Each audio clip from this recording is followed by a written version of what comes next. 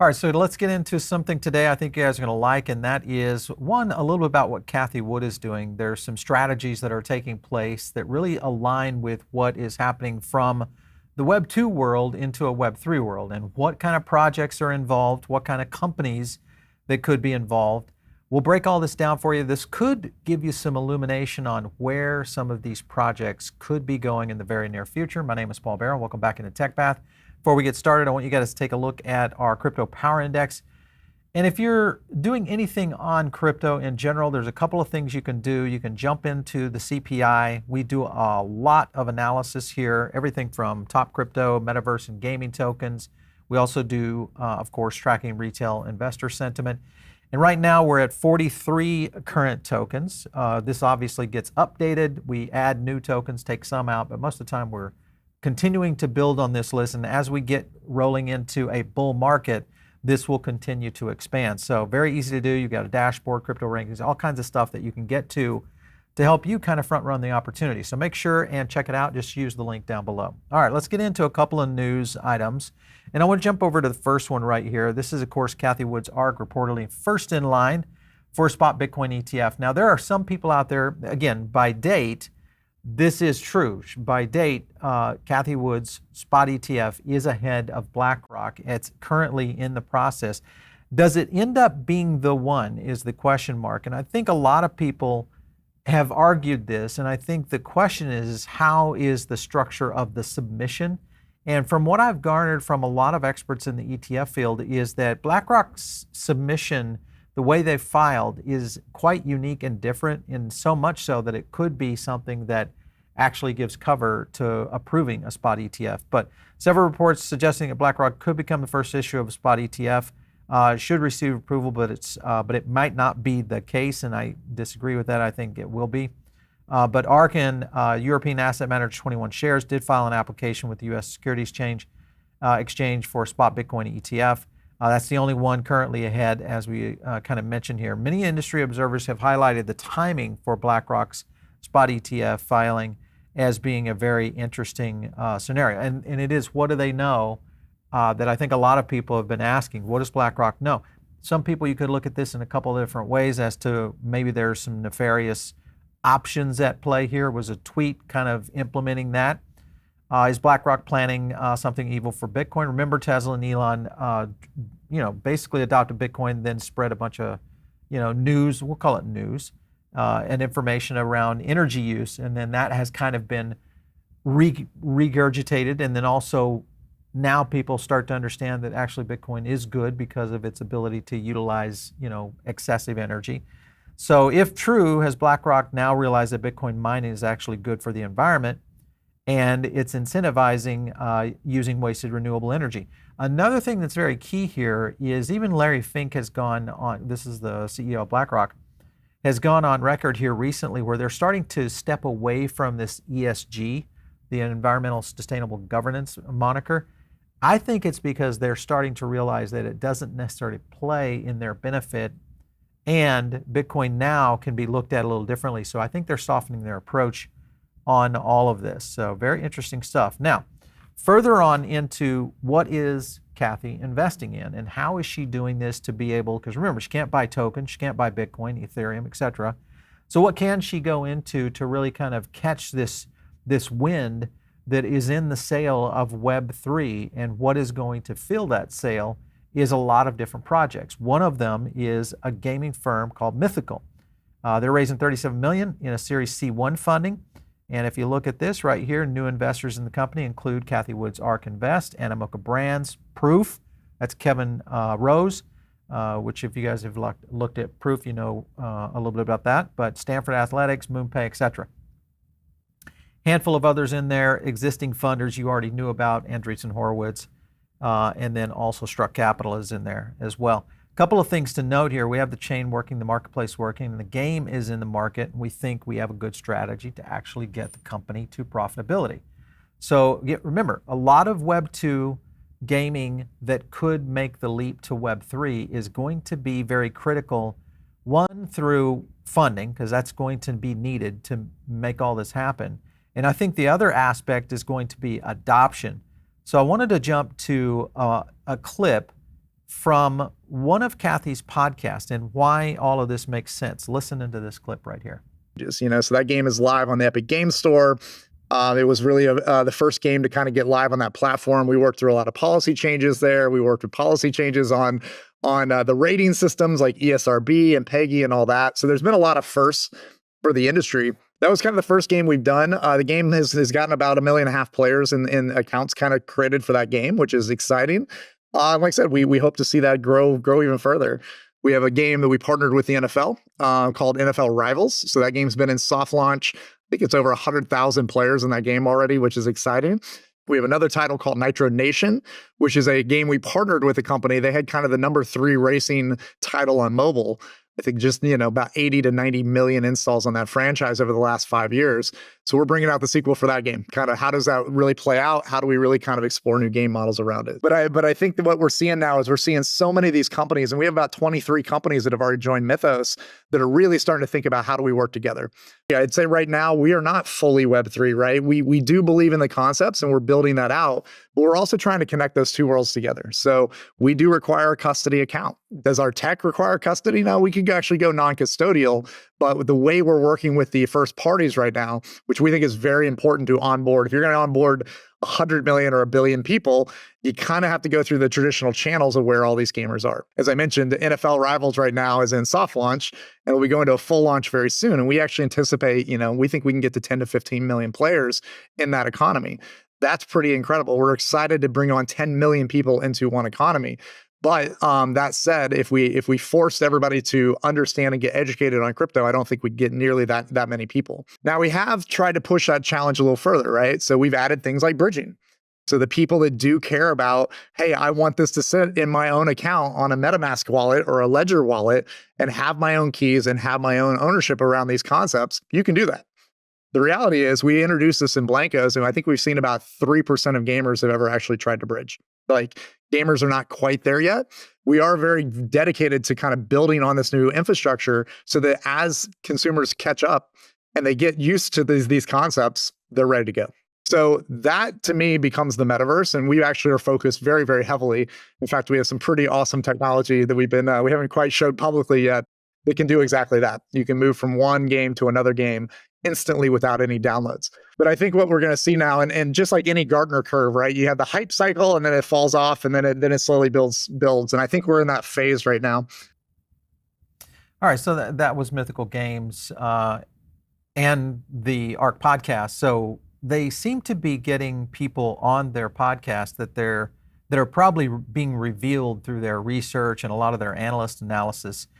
And then they bring them on, they kind of play that out, and then boom, you have the scenario that played out here with Mythical where ARK jumped into it. Now, as a reminder, Blankos Block Party, Mythical Games, right here. This is from Prime Gaming. This is Amazon.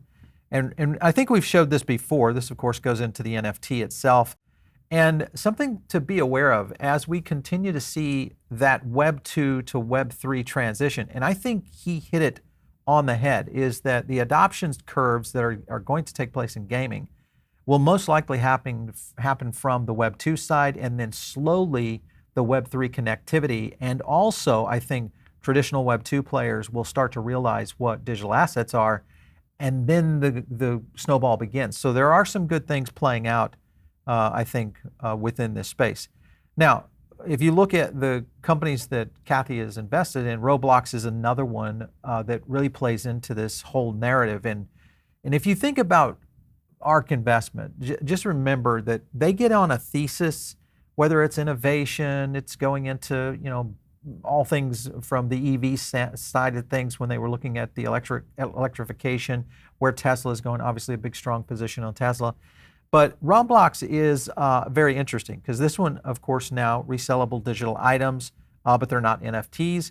Again, this is one of those potential transitionary Web 2 companies that are massive that could be making the leap forward kind of into the next generation. If you look at a couple of things here, the goods called limiteds can also be resold by Roblox users at any price of their choosing with a 10% cut of secondary sale going to the original creator. Sounds a lot like an NFT. To me. So the point will be is at some point, does that get some transition as well? All right, so ARK's position obviously in Roblox continuing to climb, even though they've had a little bit of a downtrend here, taking a little profit. But good position right here. And again, if you're just following Cathie Wood's movements here strategically, she is starting to align with a lot of Web 2 companies that ironically are positioned for Web 3 expansion, which is her thinking in these long-term plays that that she's getting into. So very interesting space now for sure.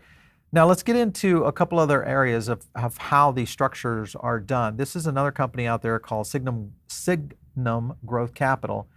They're a registered broker-dealer, founded 2018. So a mergers and acquisition, capital raising, public markets. But really they're targeting a lot of things right here: entertainment, digital, payments, blockchain protocols, AI, social media, and what they think is going to be driven by games, meaning the future. And guess what? When you look at Signum, this is another play-in. There's Angela Dalton, their team, and then right there, you saw clients, Web3 Foundation, ARK Invest, etc., all playing into this. This gets into very intriguing aspects because their placement into the ecosystem of where some of these Web 2 to Web 3 conversions are happening is pretty significant. Here's another company that was also on the ARK podcast, and it's SuperSocial. And again, if you're just looking at what ARK is doing from a research, because remember, they're doing all this back-end research, then it appears that they start to bring these founders on, talk through it, and kind of go from there. Also with this, you remember right up here at the top, you've got Roblox tied into this. So again, this starts to paint the narrative. All of these companies seem to have similar connections or a lot of synergies that are aligning with Web 2 to Web 3 conversion. I think Roblox is just another one. This was an example of when she had them on the podcast, SuperSocial, just kind of talking about virtual worlds. This was Yonatan Raz. Let's play a little bit of this clip just so you can kind of listen in. Be so many more categories that are beyond gaming, that are still powered by the sense of presence in these places, the immersion, the connection, express self as an avatar. And so SuperSocial is really focused on building the most iconic, most edge virtual worlds that power that socialization of a new age, that human expression, that immersion and sense of presence.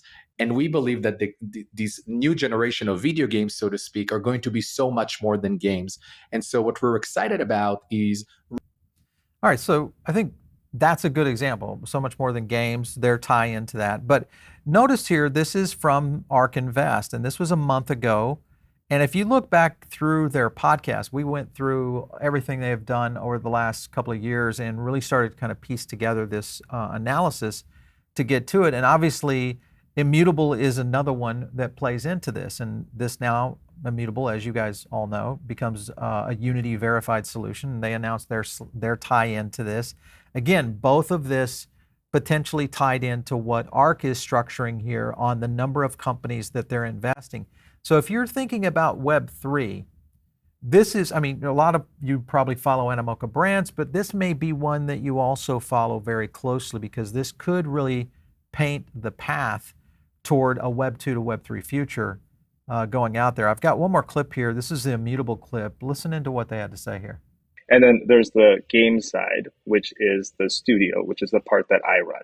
And so my team really focuses on making and developing blockchain games. And so we have a game that's live right now called Gods Unchained that's been out for a couple of years.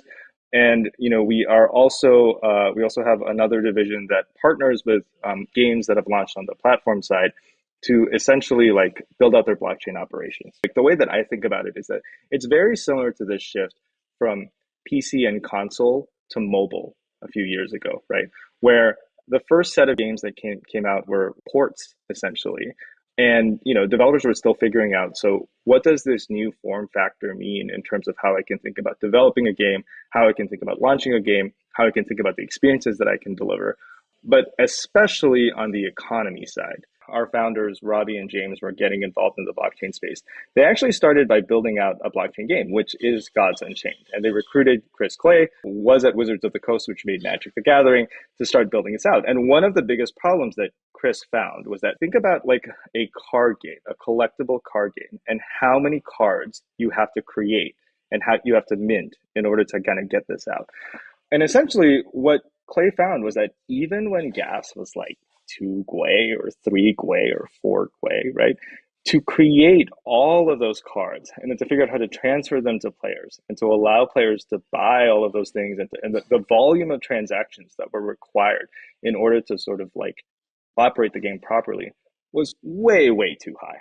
And I think that what you have to imagine is that conversation will happen a lot between our CTO and me, right, about what it is that we're building and what works.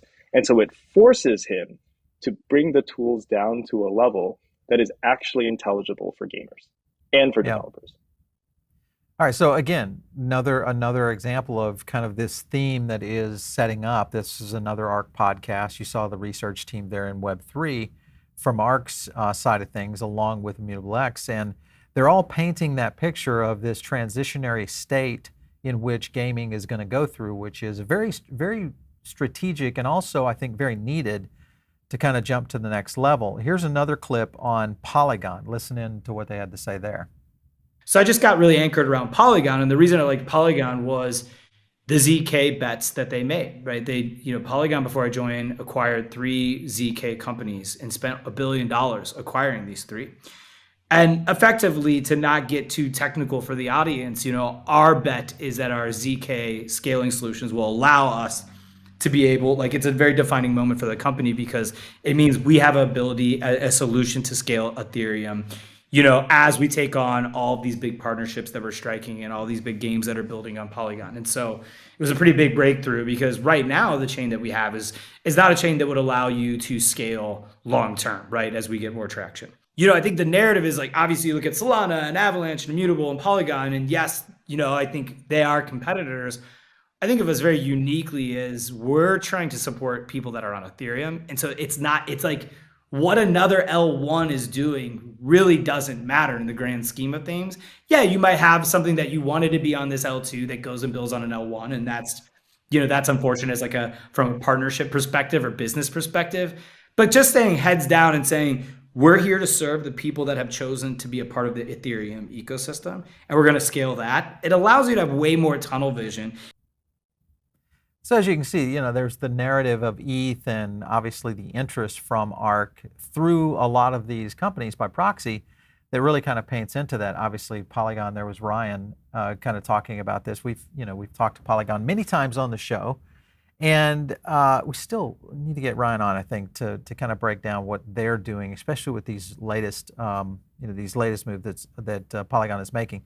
Now, the other blockchain he's mentioning there, what Ryan was talking to, and this is the interesting thing, is when you look at Avalanche. Now, Avalanche, remember, did not roll out this whole idea of subnets really until here recently, and this is something that, when we've had Avalanche on the show before, John Wu has been on, and going back almost, I would say, 2 years, his and their theory was, and eventually their plan was, getting this Web 2 to Web 3 tech stack to convert, to make it easy. And I still agree, the company that wins that space, whoever has the best onboarding solution for a Web 2 to Web 3 conversion, I think wins, because I don't think we are going to have a pace or a place in Web3 that launches from Web3. I think it's going to come from a lot of the Web2 activities, both from businesses, gaming, all the different sectors that we'll see out there kind of going to the next level. So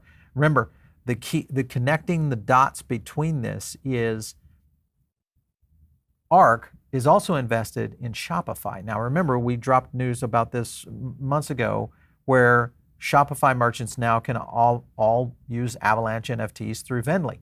That was another, and remember, Polygon is still plugged into that too. So you got both those chains operating, one of the biggest retail environments out there being Shopify.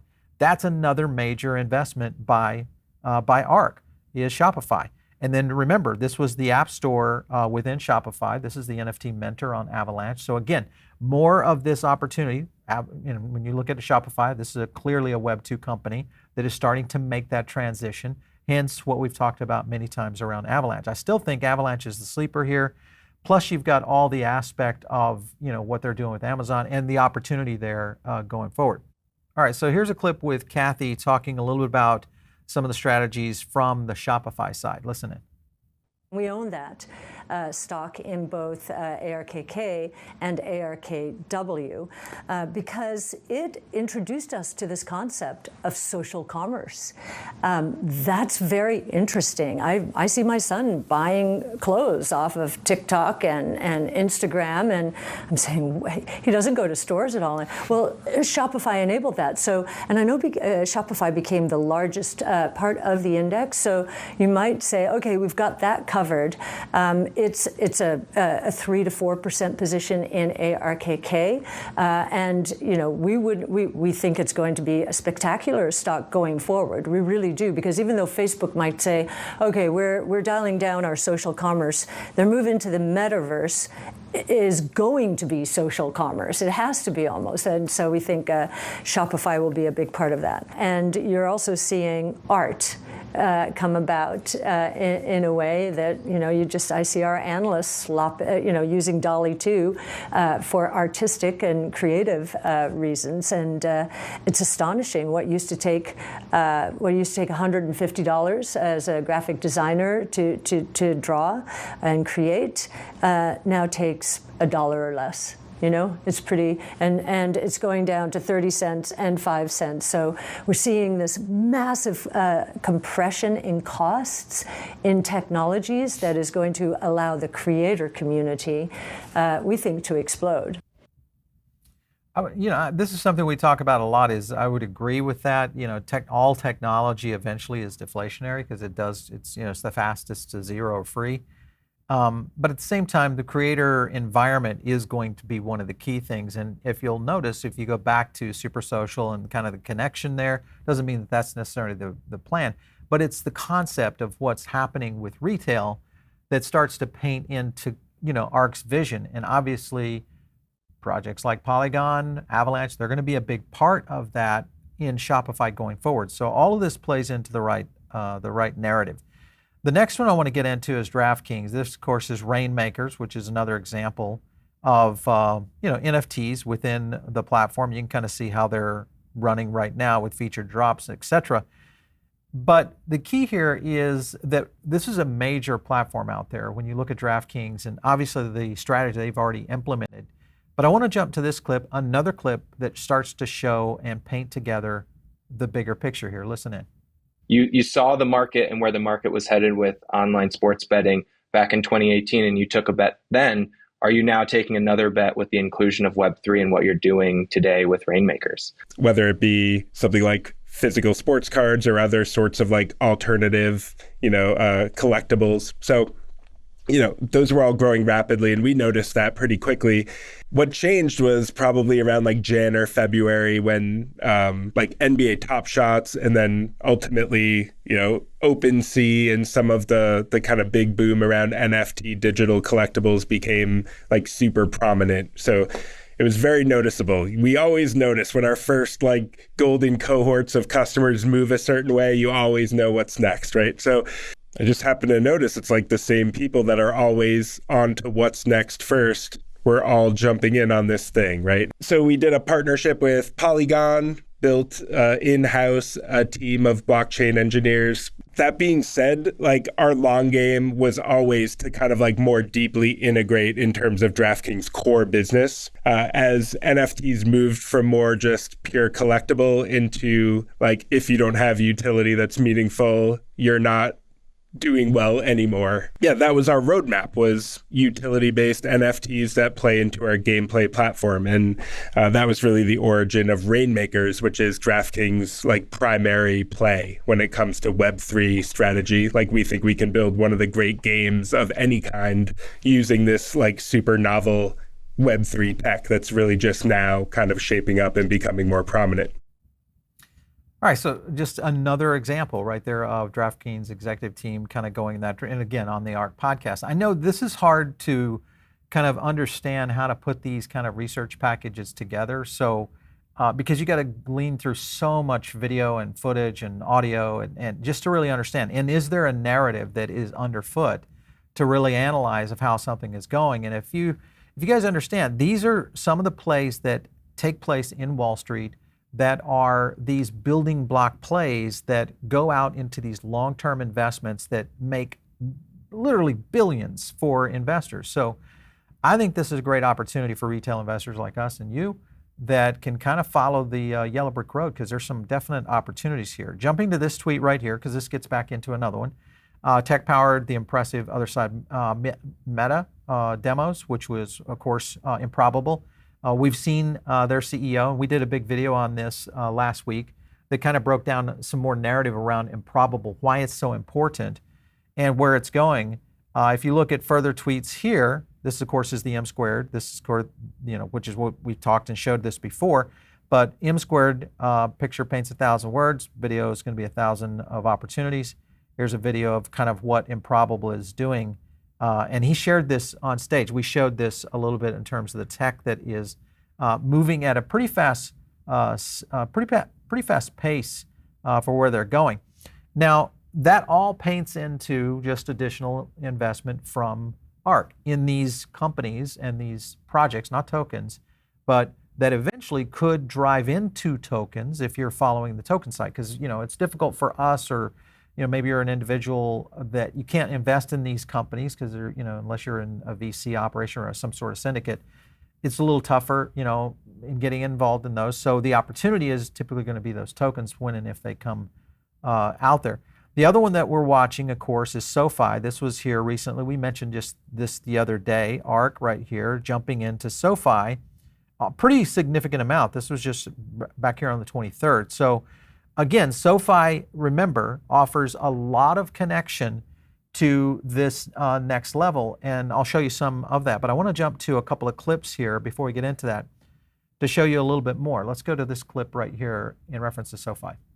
This is a person we've been waiting to purchase this company for a very long time, and it is finally done. Ladies and gentlemen, Cathie Wood has bought 284,000 shares of SoFi. It's in her fintech portfolio, and there's not a lot of banks in there. She had slides either in 2021, I think, or 2022 that talked about SoFi, that talked about the digital wallet takeover, that talked about the low acquisition cost of these new players. It talked about Cash App, and it had SoFi's logo in there. But I made a video and I said, hey, look, I think that Cathie, there's a potential for her to get into this stock. I looked at her Twitter and I searched through her Twitter for any mentions of SoFi, and the only hit I got was one tweet she gave us back in 2014 where she called SoFi disruptive, which is kind of odd. In 2014? Yeah. Cathie Wood DCAs, right? No, but they're nibbling after it's up 85%. That's the thing I hate about. I hate how they buy sometimes. It's insane, some of the buys they make at the times they do it, where it's if you have this phenomenal research, you should be able to know. We're not the smartest guys in the world, but at $4.70, at $5, we're we should buy a little bit. How does ARK not get that? But then they buy at $8. I think that's interesting, those statements, because I think ARK is looking at a much more constructed play here in reference to the number of projects and companies. And this is just one little domino in the pile that potentially plays into a much bigger narrative going forward. Let me jump over to this Coinbase video, because obviously we know ARK also highly invested in coins. So listen into this one. Yeah, what we're seeing is that the judicial and legislative branches of our government, separation of powers, are starting to weigh in on this topic. And the regulator, the SEC, is part of the executive branch appointed by the president. And as we're seeing cases go through court in the judicial system, the the judicial system is questioning the SEC's decisions here. And so we think this is a good thing. We actually think this is going to be in the courts and in legislation for perhaps years. And what has happened in the meantime?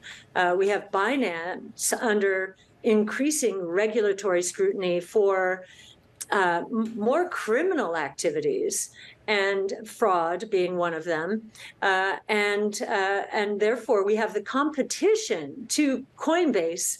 Really, we think it's disappearing, and so that's a good thing longer term for Coinbase.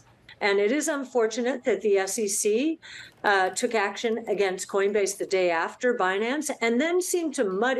Chairman Gensler, as he was on one of the major news channels, was trying to implicate Coinbase in the same way that he was implicating Binance. No, they're very different. There are questions about what's a security and about staking. Those are the two questions that Coinbase is facing and Binance is facing. But most of the other questions around Binance have nothing to do with Coinbase. All right, so again, this it continues to paint this narrative that is a bigger narrative out there of what is it that BlackRock knows, what is it that Cathie Wood knows of where this market is potentially trending. And just as a reminder, here's the SoFi website, crypto right there at the top, ETFs right there at the top, if you look at these. And all of this is a potential for massive growth. And again, now SoFi part of her portfolio. Coin already a big part of this portfolio. And if you think about just where Coinbase is going, let's look at a couple of moves that they've recently made. This, of course, was just in HUD 8 now with a $50 million credit facility from Coinbase Capital. So this starts to change things up a little bit from the sense that does Coinbase now have maybe a potential line on a crypto miner? Or if you think of BlackRock, what their line on Coinbase could be, especially with all of this coming together from a regulatory standpoint, back to that clip of what Cathie Wood was talking about, it being the executive office and what regulatory scenarios are playing out. And what we're telling you right now is that we think July is going to be a very interesting month in DC with everything that's happening. And if you checked out our earlier live stream, you kind of picked that up from a lot of what we showcased there in that show. But anyway, the point being is that there is so many interesting plays that are afoot right now by some pretty major players that are starting to set the tone here, I think, overall of where this is going. Just to give you an example, here's ARK's holdings currently on Coinbase, way up, obviously, but they're doing a little bit of sell-off right now. But I think still their position is to continue to accumulate and go there. And of course, Robinhood is the other one. This acquires a new credit card startup. This is X1. So where does Robinhood play into this? And when I bring Robinhood, I mean, because really I think Robinhood and Coinbase could be the two that end up outside of Fidelity, but Robinhood trading more crypto tokens. Obviously, Coinbase is kind of the same thing. But it all comes down to how does BlackRock fit in with the ETF? Is there going to be a deal made between the SEC and Coinbase? And what does Robinhood have to do with this? And do they get more active in the crypto markets as Fidelity now starts to put the pressure on recently with them filing, obviously, an ETF and already active in Bitcoin and Ethereum? So a lot happening. So the way that I think Robinhood does it is through, acquisitions like what they did with X1. If you look at X1, this is a kind of a new startup credit card platform and product. And one of the things they've got within it is the ability to earn points and be able to integrate right into the use case of what Robinhood in terms of acquiring stocks. So that gets back into the gamification of things. And it also trends a lot toward the demographic growth that we've seen with the Robinhood customer base, which is that emerging investor. And I think we're going to see more of it. Now, does Robinhood at some point get more sophisticated, do some things in the crypto market that instead of like this $5,000 limit that they have on transferring crypto assets like Bitcoin or anything, maybe those things start to change up and they get more competitive here. Plus you layer in something like the X1 credit card. A lot of interesting things definitely happening. And of course, with that, Cathie's hedging her bet there, and that is with Robinhood. Now, recent little push right here, let me kind of zoom in on that, is this little jump right here in terms of acquisition on Hood. And this comes on the heels of Robinhood just showing that they were laying off another significant amount of their workforce. Now, I look at this in a good way. I mean, if you look at Meta, when they laid off, I think it was 10,000 people. You look at Twitter, when Elon, there seems to be a minimalist movement happening in Silicon Valley, and I don't know that I would call Vlad put him in that particular category, but there seems to be a lot of people that are starting to look at this and starting to realize that they've got bloated networks and bloated organizations. And once you get to a bloated space, if you start to regress on that, Wall Street likes it. So we may see a little bit of a pump on Hood stock specifically because of that. Of course, right now it's got a little bit of a green candle coming in. So not bad, 18% if you look at it over the last, since May 16th to where it's trading right now at around $10. So interesting moves right now by Cathie Wood. We're going to continue to point this out and really kind of break it down because I think it has so much to do with what's happening in Web3 and a lot of these projects that are starting to connect the dots. All of this is a much bigger play. Listen, this is all redux of what we saw in the early era of the internet in the early 2000s of some of these companies playing very strategic positions. The only difference is now you've got blockchain and AI involved in this. I think it changes the game in a big way and in a much faster pace, meaning we're not have to wait a decade to see some of these things play out. I think they play out much faster, maybe even in this next bull run. So pay attention to what's happening out there for sure. All right, so listen, if you guys are not tuned into our Diamond Circle, that's another place where you can catch our additional podcasts. Also, it's our custom email. We drop in a lot of additional research. We do a ton of audio casts over there that don't make it here on the show. Additional analysis, TA analysis, all that. It gives you a kind of a pathway into our mastermind, which is our ultimate member program. But just click the link down below. You can join the Diamond Circle for free. And of course, if you guys want to catch me, it's out there on Twitter @Paul Barron. We'll catch you next time right here on TechPath.